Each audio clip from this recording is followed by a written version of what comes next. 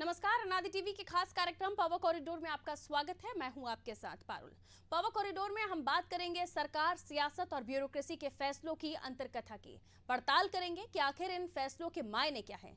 हमारे साथ रहेंगे अनादि टीवी के एसोसिएट एडिटर प्रभु पटेरिया जी। तो शुरू करते हैं खबरों का सिलसिला, खबरों की खबर लेने वाला ये शो पावर कॉरिडोर।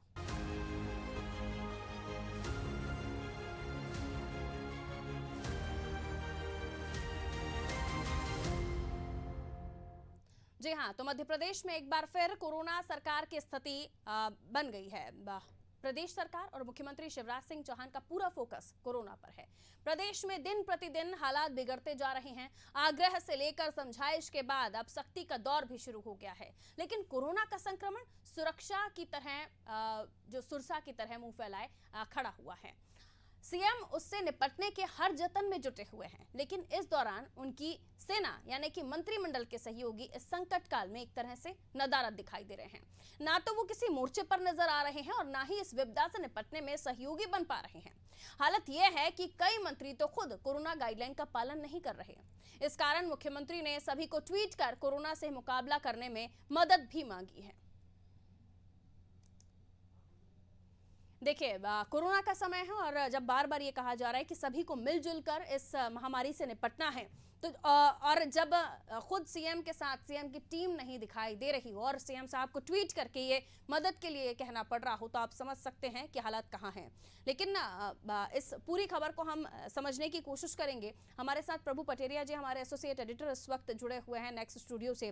प्रभु सर, कैसे देखते हैं आप इस खबर को, जहां हम बात कर रहे हैं कोरोना टाइम में सीएम शिवराज सिंह चौहान जिस तरह से अकेले इस मोर्चे पर डटे हुए हैं, इस महामारी से फाइट करने के लिए वो सिंगल मैन आर्मी बनकर उभर रहे हैं, वहीं दूसरे जो उनकी टीम मेंबर्स हैं, मंत्रिमंडल के लोग, वो कहीं उनके साथ दिखाई नहीं देते। चूंकि कैबिनेट या जो भी सरकार बनती है वो मंत्रिमंडल का समूह होता है, उसके जो नेता होते हैं वो मुख्यमंत्री होते हैं। लेकिन यदि हम मध्य प्रदेश की बात करते हैं, यदि जिस तरीके का संकट का ये समय आया है कोरोना का, तो बिल्कुल जैसा आपने कहा कि मुख्यमंत्री Shivraj Singh Chouhan one man army की तरह ही लड़ते हुए दिखाई दे रहे हैं। ऐसा लग रहा है कि प्रदेश की 7.5 करोड़ जनता के लिए यदि कोई व्यक्ति है सड़क पर तो वह शिवराज सिंह चौहान, जो कि मुख्यमंत्री है। बाकी मंत्री कहाँ हैं? तो बाकी मंत्री पूरी तरह नजर आए। कुछ मंत्री बंगाल में चुनाव प्रचार कर रहे हैं, कुछ मंत्री दमोह में लगे हुए हैं, बाकी अपने घरों में आराम फरमा रहे हैं या फिर कोरोना पीड़ित होकर को इलाज कराने की स्थिति वाली पोजीशन पे हैं। जिनको जनप्रतिनिधियों का दायित्व है और जो बार बार मुख्यमंत्री कह रहे हैं, मुख्यमंत्री जैसा आप भी बता रही हैं, मुख्यमंत्री ने ये ट्वीट करके सबसे आग्रह किया है कि वो मास्क, अब जो मुहिम मुख्यमंत्री ने शुरू की है वो खुद मास्क लगाएं, लोगों को मास्क लगाने के लिए प्रेरित करें। लेकिन हम ये देख रहे हैं जो तस्वीरें आ रही हैं कि मंत्रियों के अगल बगल में खड़े हुए लोग ही मास्क नहीं लगाए हुए हैं, खुद मंत्री भी मास्क नहीं लगाए हुए हैं, ऐसी भी तस्वीरें आ रही हैं। वो किसी को प्रेरित भी नहीं कर रहे हैं कोरोना से बचाव के लिए। तो बिल्कुल मध्य प्रदेश में एक तरीके की ये स्थिति बन गई कि सिर्फ मुख्यमंत्री या उनकी जो अधिकारियों की टीम है वो कोरोना से लड़ने में जुटी हुई है। बाकी जनप्रतिनिधि जिनको जनता ने चुना है, जो जनसेवक हैं, जनता की सेवा के लिए जो है, वो अपनी भूमिका कहीं भी नहीं निभा रहे हैं। तो ये एक बड़ी दुर्भाग्यपूर्ण स्थिति इसको माना जा सकता है मध्य प्रदेश के लिहाज से। लेकिन ये जरूर है कि मुख्यमंत्री लगातार कैबिनेट की बैठकों में भी बात कर रहे हैं। पिछले हफ्ते भी उनने जो कैबिनेट की बैठक वर्चुअली ली थी और सिर्फ कोरोना पर फोकस बैठक थी। शायद नरेंद्र मोदी के बाद मध्य प्रदेश वो राज्य है जहां पर कैबिनेट की बैठक भी किसी सिर्फ कोरोना जैसे विषय पर फोकस होकर हो रही हो। लगातार 2 बैठकें मुख्यमंत्री अभी ले चुके हैं। यदि हम तैयारियों की बात करते हैं तो जो पिछले साल कोरोना जब आया था, जब इस सरकार बनी थी शिवराज सिंह चौहान सरकार संक्रमण काल में, तो उसमें सरकार ने बहुत सारे उपाय करने की घोषणा की थी। बहुत सारी चीज़ें हैं जो अलग अलग विभागों से जुड़ी हैं, उन विभागों के मंत्री ने अपने विभाग से जुड़े हुए काम पर ही ध्यान नहीं दिया। तो शायद इसलिए ये भयावह स्थिति जो अभी बनी है वो सामने आई है। बिल्कुल सर, स्वास्थ्य आग्रह है, हमने देखा और हमारे दर्शकों को भी हमने उसकी पूरी कवरेज दिखाई, जहां सीएम साहब के साथ स्वास्थ्य आग्रह सीएम नहीं पूरी सरकार ही कर रही थी। एक तरह से ये भी प्रेजेंट करने की कोशिश की गई थी कि लोगों को ये संदेश पहुंचे कि ये सिर्फ दिखावा नहीं है, ये आपको जागरूक करने के लिए सीएम साहब रोड शो भी कर रहे थे, स्वास्थ्य आग्रह भी कर रहे थे। लेकिन वहां पर भी एक हम देख रहे थे कि लक्ष्मण सिंह जी अचानक से पहुंच जाते हैं। वहां पर भी चलिए ये भी हो सकता था कि विधायक मंत्री बिजी हैं, कोई और भी कार्यकर्ता नेता उनके साथ बैठ सकते थे, लेकिन वहां भी ऐसी कोई तस्वीर दिखी नहीं।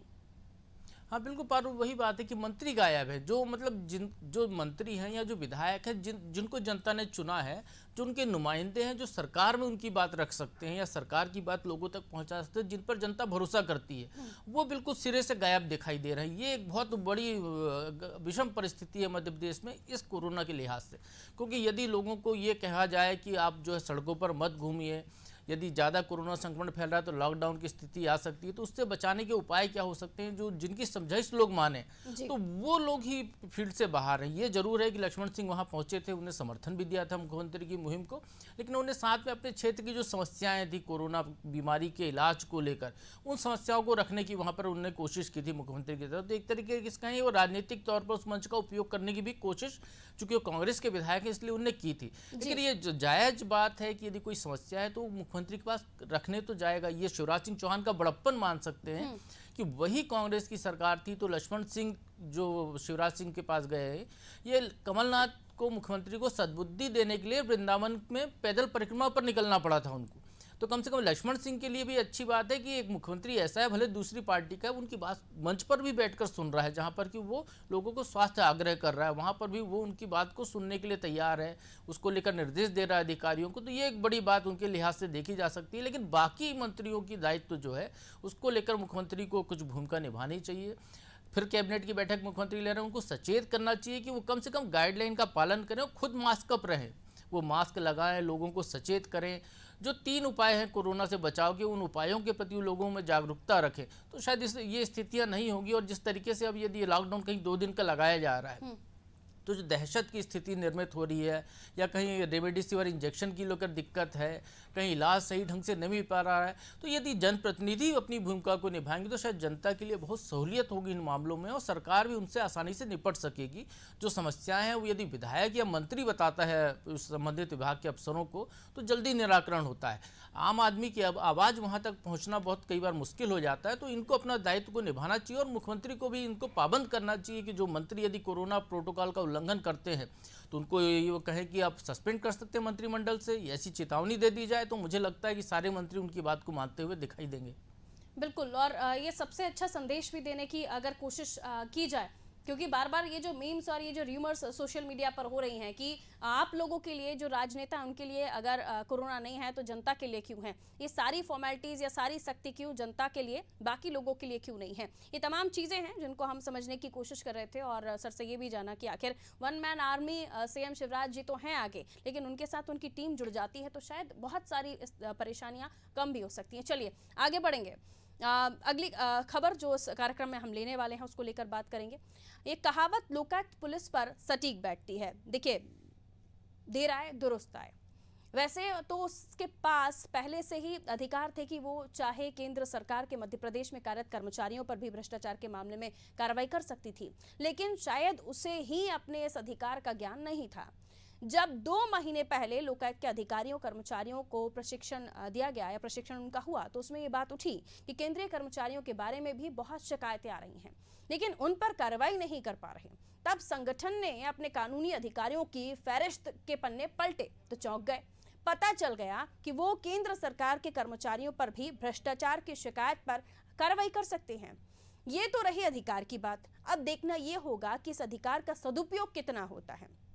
देखिए, जाहिर है सबसे बड़ा जो संविधान है हमारे देश का है, कानून भी अलग अलग तरह के हैं, लेकिन उन तमाम चीज़ों को समझना, ज्ञान उसका रखना, ये जो हमारे ब्यूरोक्रेसी होती है या अधिकारी होते हैं या जो भी सरकारी नुमाइंदे होते हैं, इनकी बड़ी ट्रेनिंग होती है, उसके बाद ही ये तमाम चीज़ों को करने के लिए पुख्ता हो पाते हैं या तैयार हो पाते हैं। लेकिन उन्हें अगर कानूनों की जानकारी बहुत ज़्यादा नहीं थी और अब उन्हें पता चल गया तो कैसे उसका उपयोग होगा। चलिए इस खबर को हम समझने की कोशिश करते हैं। प्रभु पटेरिया जी लगातार हमारे साथ जुड़े हुए हैं नेक्स्ट स्टूडियो से।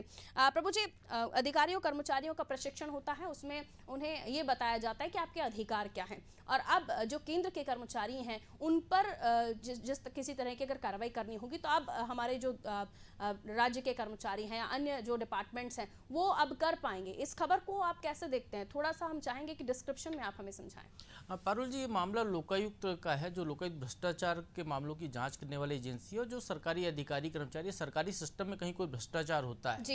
किसी योजना के निर्माण से जुड़ा हुआ हो या कहीं पर भी कोई गड़बड़ी हो, तो उसकी जांच के लिए इस एजेंसी को बनाया गया था कि पारदर्शिता रहे। और एक तरीके से लोकपाल की जो बात उठ रही थी उसका ही एक रूप लोकायुक्त है मध्य प्रदेश। जी।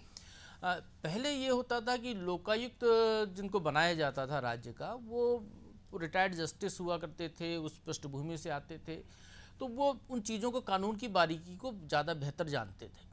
ये बिल्कुल एक मामला बहुत रोचक है ये मामला कि जिस अधिकार की बात अभी लोकायुक्त के अधिकारी कर रहे हैं कि उनको ये अधिकार था और अब प्रशिक्षण में उनको ज्ञात हुआ है, इसी अधिकार को आज से करीब 7 साल पहले उनसे छीन लिया गया था। राज्य सरकार ने बाकायदा एक नोटिफिकेशन जारी किया था, उसमें यह कहा था कि केंद्रीय कर्मचारियों के मामले में जांच के लिए लोकायुक्त के अधिकार सीमित कर दिए गए थे। तो उसके बाद वो काफ़ी उसका विरोध भी हुआ था, चर्चा भी हुई, तो फिर उसको बाद में रिवोक कर दिया गया। लेकिन अधिकार अपने उसका उपयोग लोकायुक्त के अधिकारी नहीं कर पाए, चूँकि उस चीज़ को ध्यान ही नहीं दे पाए, ना जानना चाह रहे थे, ना उतनी डीप में जाना चाह रहे थे। क्योंकि मध्य प्रदेश में आप ये देखिए कि लोकायुक्त की जो भूमिका हो गई है वो क्या हो गई है। मध्य प्रदेश में लोकायुक्त पुलिस जो भी ट्रैप करती है वो बहुत निचले स्तर के कर्मचारियों को करती है। हम जो खबरें पढ़ते हैं या हम जो खबरें दिखाते हैं कि पटवारी के यहाँ 2 करोड़ की संपत्ति मिली या फलाना टीचर के यहाँ इतना मिला, लेकिन जो शिकायतें मंत्रियों को लेकर आती हैं, जो शिकायतें आला अधिकारियों को लेकर आती हैं, वो शिकायतें लोकायुक्त में सजा के दायरे तक नहीं पहुँच पाती, या तो उनको खारिज कर दिया जाता है या उसमें फिर उनको बरी कर दिया जाता है। ये स्थितियां लगातार, यदि लोकायुक्त का आप देखें ट्रैक रिकॉर्ड, लगभग यही स्थिति लोकायुक्त की बनी हुई है। तो इसी को लेकर ये एक इनका प्रशिक्षण चला कि जो है उनको ये बताया जाए कि उनके क्या क्या अधिकार हैं, वो क्या क्या काम कर सकते हैं, किस तरीके से जांच कर सकते हैं। वहाँ उनको ये पता चला कि ये अधिकार उनको वापस मिल चुका है, जिसका उपयोग वो अभी तक नहीं कर पा रहे थे। एक इसी से जुड़ा एक दूसरा मामला और है पारुल जी, मध्य प्रदेश सरकार के जो विभाग हैं उनको लेकर एक अभी हमने अनादि टीवी ने इस खबर को बड़ी प्रमुखता से उठाया था, पावर कॉरिडोर में हमने इस बात को उठाया था कि एक सरकार ने एक आदेश जारी किया कि किसी भी सरकार के जो अधिकारी हैं मध्य प्रदेश सरकार के, उसके खिलाफ यदि जांच करनी हो लोकायुक्त को या किसी जांच एजेंसी को, तो उसको संबंधित विभाग से परमिशन लेनी होगी। उसको लेकर बड़ा एक विरोध का स्वर भी उठा था खबर दिखाने के बाद। तो उसके बाद फिर एक क्लैरिफिकेशन उसमें आया था, वो संबंधित विभाग की जगह सरकार कर दिया गया। तो अब एक बंदिश उनके ऊपर हो गई है लोकायुक्त पर, जो स्वतंत्र जाँच एजेंसी है, जो ना तो राज्य सरकार बनाती है, जरूर खर्चा राज्य सरकार लोकायुक्त का वहन करती है, लेकिन वो स्वतंत्र एजेंसी माना जाता है उसको। तो उस पर एक बंदिश ये हो गई है कि उसको किसी अधिकारी के खिलाफ भ्रष्टाचार की जांच करनी है तो उसको सरकार से परमिशन लेनी पड़ेगी, तब जाकर वो एफआईआर कर सकता है, फिर उसके बाद जांच आगे कर सकता है। तो ये जो बंदिशें हैं, इस तरीके के जो अंकुश लगाए जा रहे हैं, ये ऐसी जांच एजेंसियों को प्रभावित करते हैं। इसलिए निचले स्तर के लोगों पर तो कार्रवाई होती हुई दिखाई देती है। जो लोकायुक्त की मुख्य भूमिका है, जो बड़े भ्रष्टाचार है, उस पर वो कोई पोल पट्टी नहीं खोल पाते हैं। बिल्कुल सर, ये तो सही है कि हम जब भी खबरें पढ़ते हैं तो कोई बड़े दर्जे का अधिकारी या बड़े दर्जे का नेता मंत्री लोकायुक्त के द्वारा ट्रैप किया हुआ हमें नहीं सुनाई पड़ता, ऐसा कोई बड़ा नाम नहीं सुना। लेकिन अगर ये संस्था या फिर ये जो समिति है, या हम जिसे संस्था कह रहे हैं लोकायुक्त डिपार्टमेंट, उसको लेकर अगर हम बात कर रहे हैं और इनका काम ही जो है भ्रष्टाचार की पोल खोलना है, तो जाहिर है फिर ईमानदारी से तो उस काम का होना नहीं कह सकते। स्वाभाविक तौर पर पारुल जी इसी को लेकर सवाल उठ रहे हैं। एक फैजानुद्दीन जो लोकायुक्त थे मध्य प्रदेश के, उन्होंने तो खुद अपनी एजेंसी पर भी सवाल उठाया था। उन्होंने कहा था कि बड़ी बड़ी मगरमच्छ बच जाते हैं, छोटी मछलियां फंस जाती हैं। उन्होंने अपने आप को लोकायुक्त संगठन को नक दंत विहीन संगठन बताया था। तो ये स्वाभाविक तौर पर ये पीड़ा है उनकी, जो यदि प्रमुख इसमें संस्थान में रहकर जो वाकई में ईमानदारी से काम करना चाहते हैं, तो उनकी पीड़ा है कि वो उस पीड़ा का वो प्रदर्शन ऐसे भी होता है। लेकिन लोकायुक्त की एक अपनी पीड़ा है कि उसके जो अमला है वो राज्य पुलिस से आता है, वो उसके अधिकार मांगते हैं कि उनको जो पदस्थ किसको लिया जाए किसको न लिया जाए लोकायुक्त में, ये वो अधिकार मांगते हैं कि उनके पास रहे, उनकी चॉइस से आए। लेकिन सरकार अपनी मर्जी के अफसरों को वहाँ पर भेजती है। ये भी एक कई जगह विसंगति इसको लेकर देखी जाती है। और जिस तरीके से प्रशिक्षण में ये मामला उजागर हुआ है, हमने एक पावर कॉरिडोर में एक खबर और दिखाई थी। विदिशा जिले में राजस्व प्रकरणों के निराकरण का एक मामला था, जिसमें वहाँ के कलेक्टर ने इसी तरीके का जब प्रशिक्षण चलाया तो पता चला कि वो अधिकार तो वहाँ पे नायब तहसीलदार स्तर के अधिकारियों को पहले से हैं, जिसके लिए वो राज्य सरकार को बार बार लिखते थे और निराकरण नहीं हो पाता था ऐसे प्रकरणों का। तो जब भी कोई यदि सक्षम अधिकारी हो या नेतृत्व करने वाले सक्षम जो भी प्रशासनिक प्रमुख बैठे हों, यदि वो अपने विभाग के जो नियमावली है जो उनके अधिकार हैं, जो दायित्व हैं, जो कर्तव्य हैं, यदि उसको कोई देखता है तो उनको पता होना चाहिए कि भारत के संविधान में हर स्वतंत्र एजेंसी के लिए उसके स्वतंत्र पूरे अधिकार तय किए गए हैं। और यदि उनका उपभोग करना उनको आता है तो सही ढंग से उसको उपभोग जनता के हित में कर सकते हैं, राज्य के हित में कर सकते हैं। और यदि नहीं करना है उनको तो ऐसे लोगों को तत्काल वहाँ से हटा देना चाहिए और अच्छे लोगों को वहाँ पर पदस्थ किया जाए, तो शायद इन एजेंसियों के लेकर जो सवाल उठ रहे हैं बार बार वो उठना बंद हो जाएंगे। सर, ये कई बार हमने सुना है हमारे आपसे सीनियर से कि जो फेवरेट ऑफिसर्स भी होते हैं कुछ पॉलिटिशियंस के, कुछ नेताओं के, और अगर लोकायुक्त डिपार्टमेंट में अगर राज्य के फेवरेट ऑफिसर्स अगर भेजे जा रहे हैं तो जाहिर है कुछ ऐसे जो मामले होते होंगे या कुछ ऐसी खबरें होती होंगी जो सुनकर भी अनसुनी कर दी जाती होंगी, उन्हें आराम से हाइड करने में बहुत बड़ी कोई तकलीफ नहीं होती होगी, जो किसी भी राज्य की सरकार होती हो। तो लोकायुक्त डिपार्टमेंट में क्या ऐसा कोई पॉलिसी नहीं होती कि जो स्पेशली इसके लिए ही कोई एग्जामिनेशन हो, इसी के लिए इस डिपार्टमेंट के लिए ही चयन हो, कोई अलग से प्रोसेस नहीं होता इस चीज़ के लिए, होना नहीं चाहिए? ये अभी तक बिल्कुल आप सही बात कह रही हैं कि इसके लिए अलग से पूरी एक विंग होनी चाहिए जिनका स्वतंत्र तरीके से उनका चयन हो, वही लोग का डेडिकेटेड काम करें। लेकिन इस जो व्यवस्था अभी देश की है उसमें अलग अलग एजेंसी से लेने का एक प्रावधान है कि मध्य प्रदेश में यदि लोकायुक्त को काम करना है तो जो पुलिस के जो अधिकारी उनका अमला जो पुलिस से आता है जी। यदि हम सीबीआई की बात करते हैं तो सीबीआई में भी राज्यों की पुलिस से अमला जाता है और वो सीबीआई का काम करता है। अब एक इतनी चौंकाने वाली बात है कि देश की सबसे बड़ी एजेंसी सीबीआई, उसकी जांच की मांग हर राजनेता करता है, सभी लोग करते हैं, लेकिन उसमें काम करने वाले कौन लोग हैं? वही पुलिस वाले हैं जो राज्य पुलिस में रहते हुए जिनको अक्षम माना जाता है कि ये कोई जांच को काम को पूरा नहीं कर सकते हैं। तो इसकी मुख्य वजह है कि वो किसी एक पर्टिकुलर केस की इन्वेस्टिगेशन में पूरा फोकस करते हैं, उनको एक व्यक्ति को दिया जाता है।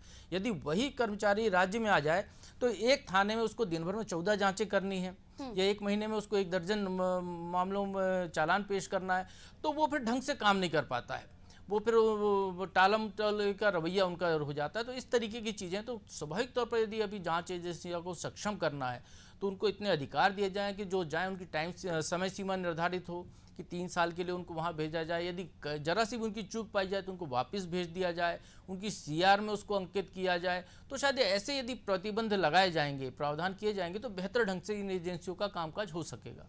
बिल्कुल, और ईमानदारी से जो प्रकरण बाहर आने चाहिए, जो शायद कहीं हाइड हो जाते होंगे, जैसे कि हमने शुरुआत में भी कहा था, प्रभु सर ने भी बताया था कि छोटे मोटे मामले तो ट्रैप हो जाते थे लोकायुक्त द्वारा, लेकिन कई बड़े जो नाम हैं, बड़ी मछलियां हैं, वो बच जाती थी। चलिए बात करेंगे अगली खबर की, और बात करें हम मध्य प्रदेश की, तो मध्य प्रदेश पुलिस लगातार हाईटेक होती जा रही है।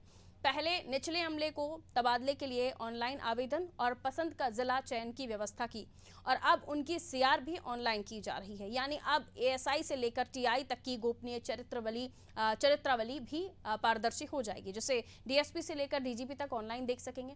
किस अफसर ने किसकी सीआर में क्या रिमार्क किया है, या ये जिले से लेकर पीएचक्यू तक में बैठे कोई भी अफसर देख सकते हैं। इससे पहले अधिकारी अपने मातहत अफसरों की सीआर मैन्युअली लिखते थे, लेकिन अब सॉफ्टवेयर तैयार होने से ऑनलाइन लिख सकेंगे। इस बारे में पीएचक्यू ने आदेश भी जारी कर दिया है। इस खबर को हम समझते हैं, हमारे एसोसिएट एडिटर प्रभु पटेरिया जो हमारे साथ लगातार बने हैं। प्रभु सर, अब ये पता चल जाएगा कि आपका चरित्र कैसा है, आपकी चरित्रावली कैसी है, क्योंकि अब ऑनलाइन सॉफ्टवेयर के माध्यम से ये तमाम अधिकारियों को पता रहेगा कि आपके सीआर वैल्यू क्या है। बिल्कुल पारुल जी, अच्छा प्रयास है। और जिस तरीके से टेक्नोलॉजी का प्रयोग हो रहा है, जिस तरह के ई ऑफिस कॉन्सेप्ट लागू किया जा रहा है, उसमें ये होना ही चाहिए था, वो बहुत पहले हो जाना चाहिए था कि कोई भी अधिकारी का या जो भी सरकारी कामकाज है उसको जो कंप्यूटराइजेशन किया जाए तो कोई भी व्यक्ति कहीं पर भी बैठकर देख सकता है। इसमें एक फ़ायदा ये है कि किसी जिले का कोई एसपी है, यदि वो चाहता है कि उसके ज़िले में कामकाज बेहतर हो, कोई गंभीर जांच का विषय है और उसको लगता है कि किसी दूसरे जिले में पदस्थ एक अफसर अच्छी जांच कर सकता है, तो उसकी सीआर देखकर उसको चॉइस पे वो बुला सकता है। चाहे तो वो सरकार को रिक्वेस्ट कर सकता है कि इस मामले के लिए उन अधिकारी को भेज दिया जाए, और सरकार यदि चाहे तो उसको भेजेगी तो वो उसका काम उनका बेहतर हो सकता है। और इसका दूसरा फायदा ये है कि जब अधिकारी देखेंगे ऐसी सीआर बाकी अधिकारियों की, तो आला अधिकारी फिर उसका प्रचार भी करेंगे, एक दूसरे को बताएंगे कि देखो फलाने जिले का वो अफसर है, उसकी सीआर बहुत अच्छी है, बहुत आउटस्टैंडिंग उसका काम है। तो इससे प्रेरणा भी दूसरों को मिलेगी, और जो गलत काम करने वाले हैं उनको फिर लूप लाइन में पटकने के लिए भी उनके जो निर्णायक संस्थाएं हैं जो तबादले पोस्टिंग का काम देखते हैं वो भी तय कर सकेंगे। तो एक बहुत अच्छी व्यवस्था पुलिस की है, इसको माना जाना चाहिए। और जिस तरीके से यदि पिछले साल हम कहें तो शिक्षा विभाग में ये हुआ था, ऑनलाइन तबादले शुरू किए गए थे, उसके अच्छे परिणाम आए। उसके बाद पुलिस विभाग ने भी निचले स्तर पर उसी प्रक्रिया को अपना लिया है। तबादला बोर्ड की बात सुप्रीम कोर्ट भी कह चुका है। तो हालांकि वो उच्च स्तर पर तबादला बोर्ड लागू होता है, निचले स्तर पर उसको लागू नहीं किया गया था व्यवस्था को। लेकिन यदि ऑनलाइन ट्रांसफर के बाद अब ऑनलाइन सीआर का काम हो रहा है और सरकार तो ऑनलाइन पूरे दफ्तर को चलाने की दिशा में काम कर रही है। इस कोरोना ने ये सिखा दिया है कि आप घर बैठे बैठे काम कर सकते हैं, ईमेल से काम कर सकते हैं, वर्चुअल मीटिंग कर सकते हैं। आप जो मुख्यमंत्री कर रहे हैं, वर्चुअल मीटिंग हो रही है लगातार। तो इस तरीके से सरकार जहाँ भी हाईटेक टेक्नोलॉजी का यूज़ करके आप काम को अच्छा बना सकते हैं, तो वहाँ इसका प्रयोग किया ही जाना चाहिए। और मध्य प्रदेश पुलिस का ये अच्छा प्रयास है। बिल्कुल। और अगर जहाँ पर ज़्यादा लॉ एंड ऑर्डर को लेकर सिचुएशन ठीक नहीं होगी सर, वहाँ पर भी कुछ सीआर देखकर अच्छे ऑफिसर्स का चयन कर उन एरिया में वहाँ के जो सीनियर ऑफिसर हैं वो भी रिक्वेस्ट कर सकते हैं ताकि वहाँ का लॉ एंड ऑर्डर कंट्रोल हो सके। और अगर जिनका सीआर ठीक नहीं होगा और उनको भी अब चिंता सताएगी कि अब वो सभी के सामने उनकी सीआर है, तो जाहिर है उन्हें भी अपना काम ठीक से करना होगा। बिल्कुल पारुल जी, वही बात मैंने कही कि जब अधिकारियों के सीआर जो उनके आला अधिकारी मतलब कई स्तर पर देख सकेंगे, तो स्वाभाविक तौर पर यदि कोई कप्तान है किसी जिले का या वहाँ का जो आईजी है, उसको लगता है कि कोई बेहतर काम करने वाला अफसर है, वो अपने जिले में अपनी सीआर सुधारना चाहता है, तो ऐसी टीम वो बना सकता है जिसका फायदा उसको भी मिलेगा और जिले को भी मिलेगा। और उसको देखकर प्रेरणा दूसरों को भी मिलेगी। और जो खराब काम करने वाले जिनकी सीआर लगातार ही खराब चल रही है, तो वैसे लोगों को फिर पुलिस दूसरे कामों में ले सकती है। पुलिस के पास बहुत सारे काम है अलग अलग, कि जिनको फील्ड के बजाय दूसरे ऑफिस में बैठाकर भी टेबल वर्क कराया जा सकता है, ट्रैफिक में भी भेजा जा सकता है। इस तरीके से जो है उनसे दीगर काम लिए जा सकते हैं। बिल्कुल, अलग अलग तरह के काम लिए जा सकते हैं। लेकिन अगर हम इसमें बात करें डिपार्टमेंट वाइज, जैसे कि हम अभी डिस्कस कर रहे थे कि राज्य सरकार चुने हुए पुलिस को जो है लोकायुक्त डिपार्टमेंट भेजती है, तो क्या डिपार्टमेंट वाइज भी सीआर के तहत इनका चयन होता है सर? नहीं, अभी तक ये व्यवस्था नहीं थी। अभी तक तो जो है यदि हम कहें कि वो लोकायुक्त संस्था का आपने जिक्र किया, तो एक दौर ये था कि लोकायुक्त में भेजा जाना पनिशमेंट माना जाता था जी। लोकायुक्त में यदि किसी पुलिस अधिकारी की पोस्टिंग की जाती थी, वो जाना नहीं चाहता था। एक अब ये दौर आया है कि लोकायुक्त को जो है क्रीम पोस्टिंग माना जाता है। लोकायुक्त में जाने के लिए लोग तरह तरह की सिफारिशें लगाते हैं। तो ये पैमाने तय होने चाहिए कि जिसका काम अच्छा है, जिसका चरित्र अच्छा है, जिसकी सीआर अच्छी है, उसको कहाँ भेजना है। आपको यदि भ्रष्टाचार निरोधक एजेंसी में भेजना है तो ईमानदार छवि के लोगों को वहाँ भेजा जाए, तो आरोप नहीं लगेंगे और जांच भी जल्दी होगी। वो ईमानदारी से सरकार की जो मंशा है उस पर पारदर्शिता से काम कर पाएंगे। तो इस तरीके की व्यवस्था करने का ये फायदा है कि सरकार क्लासिफिकेशन कर सकती है जब चाहे, तो सबकी सीआर उनके पास सिंगल क्लिक में अवेलेबल होगी। तो किस अच्छे अफसर को जो ट्रांसफ़र की जो लिस्ट बन रही है, तो किसको कहाँ भेजना है, ये वहाँ पर आसानी से तय किया जा सकता है। तो सिफारिशी जो तंत्र है उस पर भी इसमें विराम लग सकता है। बिल्कुल, मैं लौटूंगी सर आपके पास अगली खबर की तरफ। अब हम रुक करेंगे। देखिए, अभी जो हम चर्चा कर रहे थे उसमें किस तरह से अभी तक जो सीआर होती थी वो सॉफ्टवेयर के तहत या फिर ऑनलाइन सिस्टम के तहत या कहीं ऐसी जगह नहीं लिखी जाती थी कि सभी जगह अवेलेबल हो, लेकिन अब ऐसा होगा। और सॉफ्टवेयर के माध्यम से डीएसपी डीजीपी रैंक के अधिकारी किसी भी ऑफिसर के एएसआई से लेकर टीआई तक की रेंज के ऑफिसर्स के जो सीआर हैं उसे वो सिस्टम पर ऑनलाइन बैठकर चेक कर सकते हैं। उसके बाद डिसीजन ले सकते हैं कि वो अपने क्षेत्र में अगर उनके यहाँ रिक्वायरमेंट है तो उस हिसाब से वो उसी सीआर वैल्यू के ऑफिसर को अपने यहाँ रिक्वेस्ट पर बुला सकते हैं या उसके लिए रिक्वेस्ट दे सकते हैं। चलिए आगे बढ़ते हैं। मध्य प्रदेश में एक बार फिर नक्सलियों के पंजाब की आहट सुनाई देने लगी है। बालाघाट और मंडला में 4 इनामी महिला पुरुष नक्सलियों के मुठभेड़ में मारे जाने के बाद सरकार और पुलिस महकमा अलर्ट हो गया है। बालाघाट में 14-14 लाख और मंडला में 8-8 लाख के इनामी नक्सली मारे गए थे। पुलिस के दावे पर यकीन करें तो प्रदेश में नक्सली एक नया कॉरिडोर बनाना चाहते हैं। छत्तीसगढ़ में लगातार बढ़ रहे दबाव के कारण वो मध्य प्रदेश में विस्तार करना चाहते हैं। यही वजह है कि केंद्र सरकार ने भी हाल ही में मध्य प्रदेश की सीआरपीएफ की 2 कंपनियां उपलब्ध कराई हैं। जल्द ही 4 कंपनियां और मिलने वाली हैं। तो नक्सलियों को ध्वस्त करना है अगर, तो जाहिर है कि कड़े कदम उठाने होंगे और शायद सरकार इस तरफ आगे बढ़ भी रही है। प्रभु सर से हम इस खबर को भी और समझेंगे कि वैसे तो इतना ज़्यादा कोई नक्सलियों का खौफ मध्य प्रदेश में था नहीं, लेकिन कुछ ऐसे अंचल हैं जो बालाघाट मंडला की अगर हम क्षेत्र की बात करें तो वहाँ पर आहट थी। लेकिन अगर छत्तीसगढ़ में उन्हें बहुत ज़्यादा स्ट्रिक्टली उनसे पेश आया जा रहा है या उन्हें ध्वस्त करने के लिए सरकार तरह तरह के कदम उठा रही है, और अगर उनकी आहट मध्य प्रदेश में है तो जाहिर है मध्य प्रदेश सरकार के लिए भी चिंता का विषय है।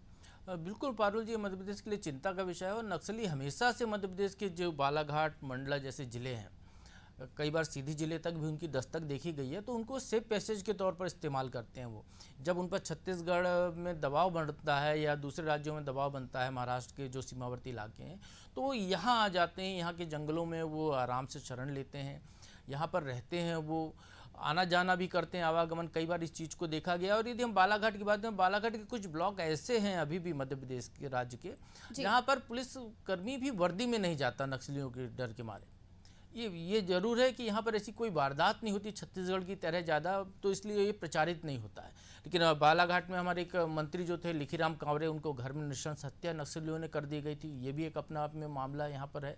सीधी में जो उद्योग धंधे लगे हुए हैं, तो वहाँ सीधी सिंगरौली में वहाँ पर भी वो उनसे दबाव देकर पैसे मांगने की बातें भी सामने आ चुकी हैं, पहले उसकी भी शिकायतें हुई हैं। और जब केंद्र और राज्य के बीच में नक्सल मूवमेंट को लेकर बात होती है, तो राज्य सरकार 10-12 जिलों का नाम लेती है कि मध्य प्रदेश के 10-12 जिले नक्सल प्रभावित हैं, तो उसके हिसाब से सरकार को ज़्यादा से ज़्यादा फंड मुहैया कराया जाए, ज़्यादा अमला मुहैया कराया जाए। लेकिन अब जो स्थितियाँ बन रही हैं, जिस तरीके से नक्सलियों को घेरने का काम चल रहा है, जिस तरीके से केंद्रीय गृह मंत्री अमित शाह ने भी कहा है कि नक्सलियों को ख़त्म करना है, छत्तीसगढ़ में भी लगातार वहाँ के मुख्यमंत्री दबाव बना रहे हैं। वो कह रहे हैं कि 40,000 वर्ग फीट के जो कुछ एरिया में वो रह गए हैं, तो अब नक्सलियों को घेरने में जो दबाव बन रहा है, तो वो स्वाभाविक तौर पर छत्तीसगढ़ से वो पलायन करेंगे। तो उनके लिए सेफ पैसेज जो है मध्य प्रदेश, जो कॉरिडोर बन रहा है, तो वो उनके लिए ज़्यादा सुरक्षित दिखाई दे रहा है। और एक बार पहले भी चर्चा आई है कि मंडला बालाघाट जिले में जो कान्हा नेशनल पार्क है, वहाँ पर नक्सलियों ने अपना डेरा बना रखा है। ऐसी भी चर्चाएं वहाँ पर आती रहती हैं। कई बार जो वन के फॉरेस्ट डिपार्टमेंट के अमले हैं, उनने देखा है नक्सलियों को। हालांकि ये जरूर है कि अभी तक उन्हें ज़्यादा यहाँ पर कोई वारदातें नहीं की थी, लेकिन जिस तरीके से अभी पिछले दिनों नक्सलियों को एनकाउंटर में मारे गए बालाघाट में, तो वो जरूर चिंता का विषय है राज्य सरकार के लिए। इसलिए राज्य सरकार चाहती है कि मध्य प्रदेश में यदि छत्तीसगढ़ से उनको हटाया जाता है, तो मध्य प्रदेश में वो अपना मूवमेंट ना खड़ा करें। तो इसलिए मध्य प्रदेश सरकार केंद्र सरकार से मदद लेकर नई बटालियन लगाकर सीआरपीएफ की उनको रोकने की प्रबंध करना चाहती है। बिल्कुल। और सरकार, केंद्र सरकार सख्त है, ये भी दिखाता है कि सीआरपीएफ की 2 कंपनियां उपलब्ध कराई गई हैं मध्य प्रदेश को। बहुत शुक्रिया प्रभु सर हमारे साथ जुड़ने के लिए। तो पावर कॉरिडोर में हमने सारी खबरों की खबर ली और कोशिश की कि उन खबरों का विश्लेषण हो, और प्रभु सर ने उसका विश्लेषण किया। पावर कॉरिडोर में आज बस इतना ही। अगले हफ्ते मिलेंगे सरकार के कुछ नए फैसलों की अंतर कथा के साथ। तब तक के लिए दीजिए इजाजत और आप देखते रहिए अनादि टीवी। नमस्कार।